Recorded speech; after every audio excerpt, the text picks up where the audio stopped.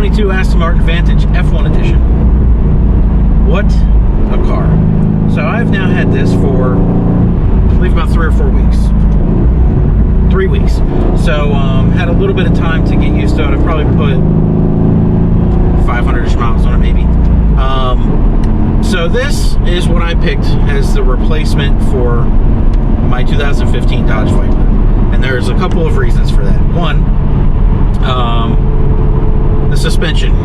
The suspension on the Viper is known to be quite unforgiving, which after a year and a half of ownership with the Viper, I can confirm it was mostly unforgiving. Like it wasn't race car stiff, but it was not pleasant to be on the roads, and I'm getting choked by the seatbelt. This seatbelt likes to lock up when you do pulls, but for safety, I guess. But besides that, comfort with the suspension is one. The heat in the Viper was unbearable in the summer. That is what it is. But overall, this is a more comfortable car that will perform probably better, actually should perform better on track, which is what I like to do, some track driving. Yes, we are going to be track driving this Aston Martin, so if that's something you were willing to see, go ahead and hit that like, subscribe down below, because in about a month from yesterday, we will actually have this car on track, and that video will be posted here on Sour Horsepower. So if that's something you're interested in, stick with us, because that's what we got coming in the future for this car. But so more track performance, more comfortable, and that's honestly really it. I mean, you get some bonuses, I guess, with it being an Aston Martin. Like when I took it to Cars and Coffee for the first time last week, I was blown away by the overwhelming amount of attention this car got. Yes, it's not just a standard Vantage, it's the F1 edition, so you get a little bit, I guess, with that. You get the wing out back, more aggressive aero up front, stiffer suspension in the rear. I believe the front is relatively the same as the standard Vantage. Don't quote me on that. But a little bit more power. We're up to 527 horsepower, 505 pound-feet of torque, which is 20-something over the standard Vantage. So a little bit more power, and they say that that's to cope with the aero, so it has the same sort of top speed as the standard Vantage, but you get the extra power to cope with the aero drag from the rear wing and stuff like that. But overall, this car now, the suspension, it is firmer than your standard car, which you would expect, but for being a sports car, encroaching on supercar performance, not necessarily a supercar, but encroaching on that kind of level of performance, the suspension is surprisingly, what's the word I'm looking for? Compliant? Yeah, it's surprisingly compliant for being, even tuned up from the standard Vantage. But I guess my opinions of that is slightly skewed, because like I said, I'm coming from a Viper, so I guess 99.9% of cars are going to be more compliant than a Viper. The power, so the one thing that the Viper does have over this is obviously straight line speed. This is still plenty quick enough. It still runs, I believe the Motor Trend test or something like that is in the 11.7 range for the quarter mile. Still plenty quick enough. But where this thing really makes up its time, say on a racetrack, is in the corners. We got a couple corners coming up here, so let's just give you listen to V8. Carbon ceramic brakes on this as well.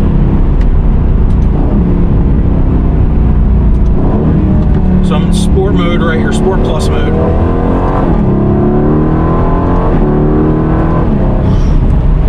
The suspension I still have in street, so in its softest mode, which is actually perfect for street driving.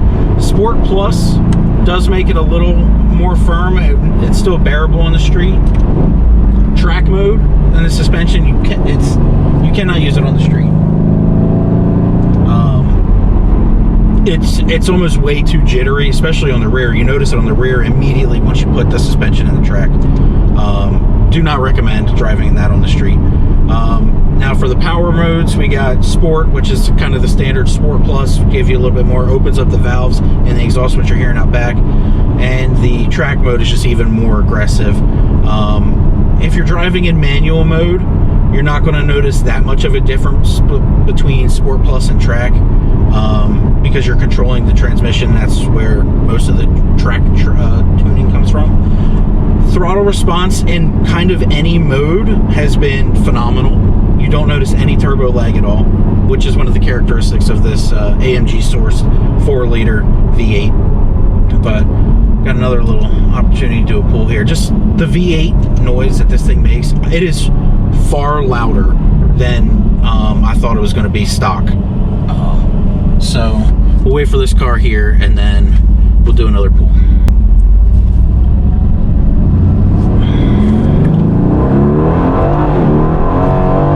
A little traction control in there.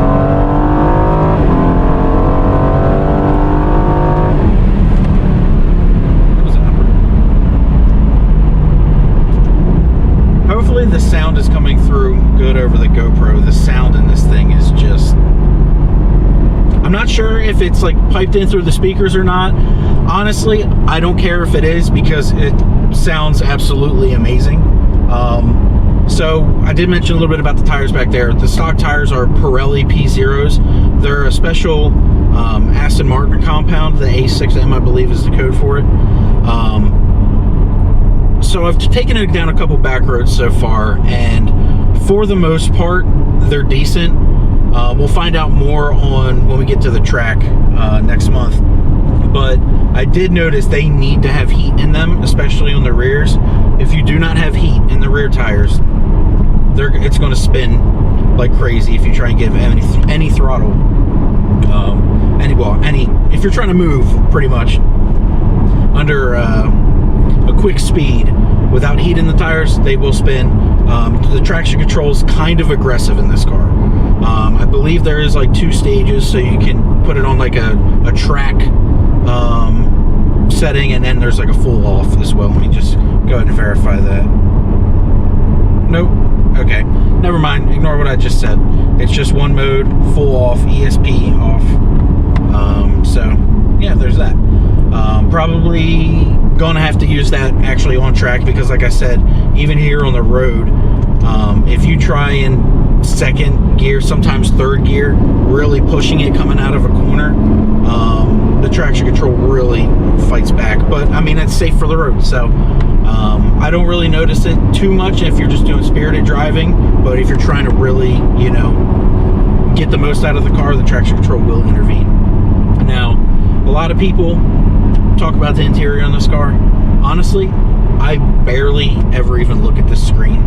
I know it's kind of a big topic around the Aston Martins, is that their infotainment's always a generation or 2 behind. Here it's probably 2 generations behind old Mercedes stuff.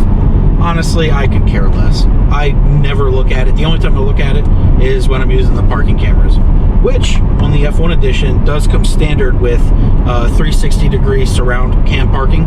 Didn't know that until I bought it. You can even pull up a button. There's a button here in the center console to where you can do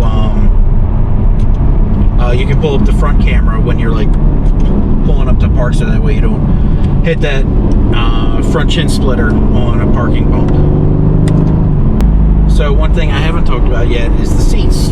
The seats, now I'm not a small guy, so this has, I believe it's like the standard seats. I think there was like an upgraded like racing bucket seat option on these things.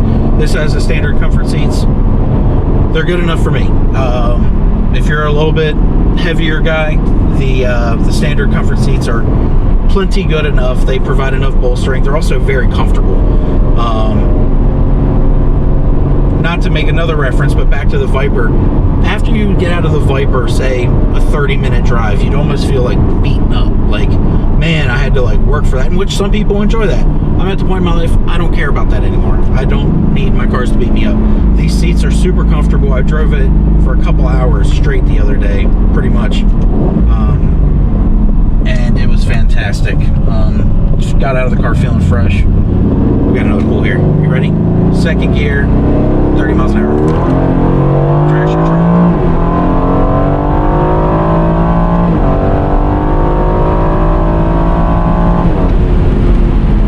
That's a big number. And on the carbon ceramics. 7,000 RPM Redline sounds fantastic. Fan-freaking-tastic. One other thing, the fuel tank in this car, kind of small. Just realized that we're coming up on the end of this tank of fuel. So we're going to make our way over towards a fuel station. And then we'll get back to the house and then we'll go over some of the interior a little bit. But man, overall this car it's better than I thought it would be. So take that for what it's worth. I've driven a lot of cars, not a lot of like super sports cars and stuff like that, but this is way better than I thought it'd be. The turn-in is fantastic. The ride quality is fantastic. The power is great. It's not mind-blowing or anything, but it's really good. Like, it's all you need out of a car like this. It doesn't really need to be more. But if you did want more, Rentec offers a tuning package for this engine. I think to bump it up to like almost 700 horsepower, 650 horsepower, or something like that. So if you want more power out of it, there is that option. But man, it's just, the build quality in here is fantastic.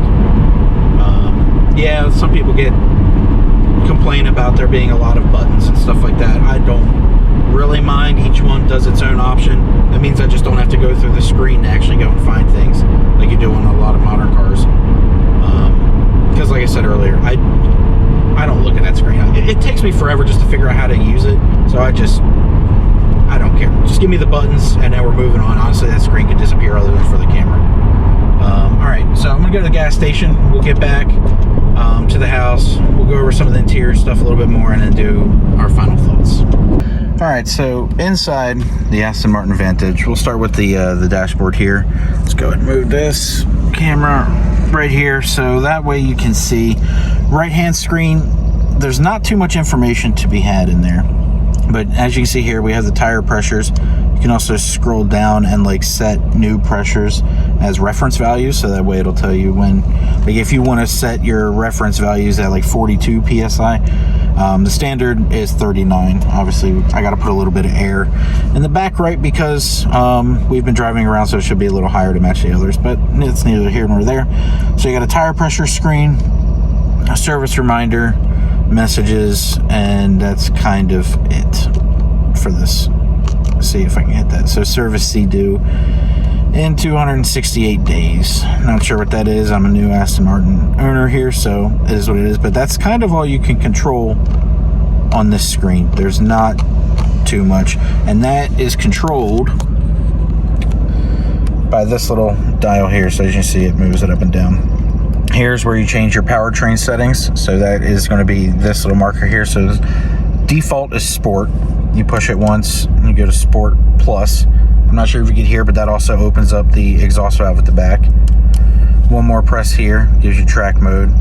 Now when you do that as well, I'm not sure if you guys saw, but on the left hand side it also gives you an extra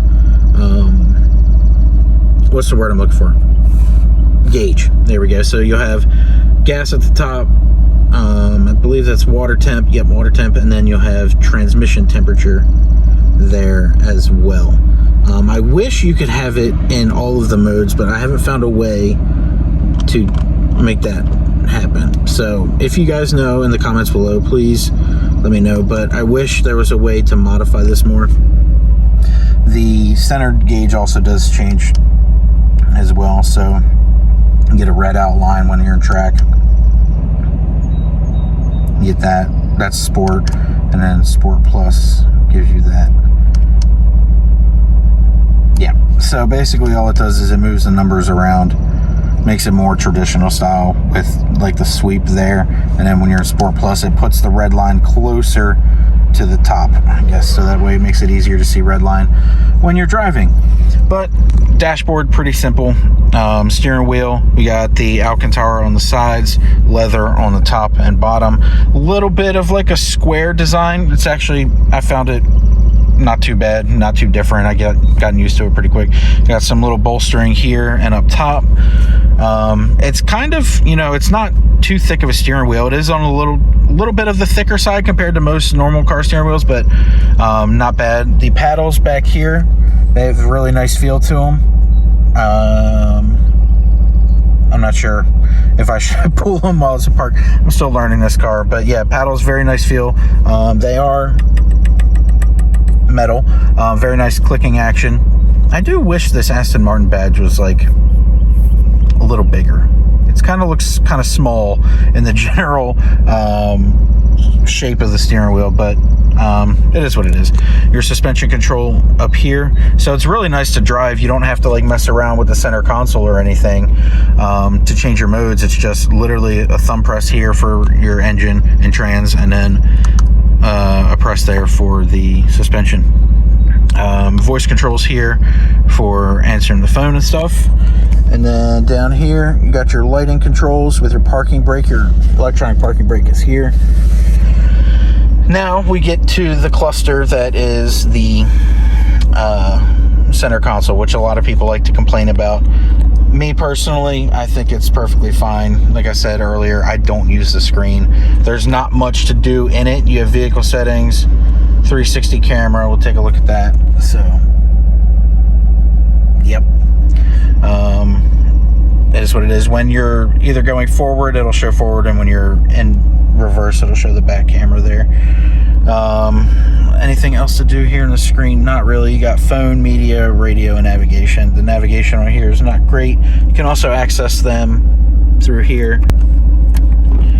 Media is what it is. Your transmission stuff, park, reverse, engine start, stop, neutral, drive.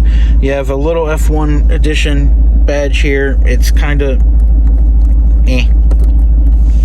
is what it is. Doesn't pop up. It just kind of sits there and says F1 edition. Climate controls here. Heated seats over here. I wish it had cooled seats. Can't have everything, I guess, though. Menu stuff, AC. Here's some lights, your lock, your unlock. Yeah, your cabin lights here. So yeah, overall not too bad. Headliner, just kind of standard cloth headliner, nothing fancy. The visors, they have this really nice little metal piece. It's not just a plastic piece, it's actually metal. You got a little, hello everyone, little slider there. Rear view mirror, you kind of see, that's my view right there. You kind of see the wing in the back, but overall it's not, you still have decent visibility. The side mirrors are pretty good. They're quite large. They are carbon fiber. We'll go out and take one more quick look around the car, but the design elements here, the little stripe, that I love how the yellow, I said orange in my first video of the car, the yellow here perfectly matches the green on the outside to give you like that the Aston Martin AMR type feeling to it. You got the yellow stitch there as well. Alcantara suede all down here on the bottom, leather wrapped on the top. You even have some Alcantara up here, but it's beautiful. You got the stitch here. The seats are quite nice. Even the carpet. This is my first like real, like, you know, super expensive car. Even the carpet in this thing is nice. So yeah, got 2 cup holders, storage. That's the only real storage. You got a little shelf back here, but nothing too crazy. All right, well, let's go ahead and take one quick walk around the outside, and then we'll end this video off. All right, so here we go. Aston Martin Racing green satin paint, 21-inch wheels, the Pirelli P0 tires, carbon ceramic brakes, massive carbon ceramic brakes. I'm not looking forward to replacing those, but on track they should perform much better than what we had with the Viper. Got the carbon fiber little side gills here, this carbon fiber vents. These are functional, and they are very hot right now after we've been driving. Carbon fiber. Got the carbon fiber roof as well. It's chiming away because I got the key in my pocket. I do kind of wish the wing was carbon fiber, but it is just plastic or fiberglass or whatever it's made out of. The diffuser, super aggressive. Really love it. I wish here in the U.S. market we didn't have to have these little bumper protectors, but that's for the crash test rating, and you can't take them off either because behind there it's actually a hole cut into the bumper. So if you took those off, you would just have holes in your bumper. So unfortunately, we have to leave them on, and I'm not going to go buy a Euro spec bumper for that. The diffuser, super aggressive. As you can see, got the quad